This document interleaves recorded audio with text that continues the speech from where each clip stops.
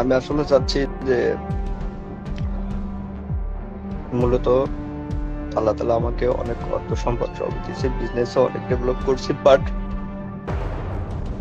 আমি কেউ কোনোদিন পাচ্ছে না।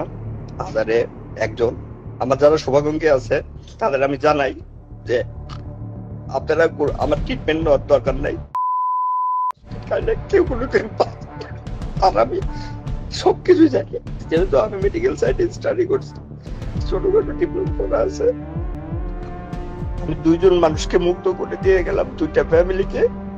একটা হচ্ছে আমার ওয়াইফের ফ্যামিলি, প্লাস আমার বাবা, দুইটা ফ্যামিলিকে মুক্ত করে চলে গেলাম।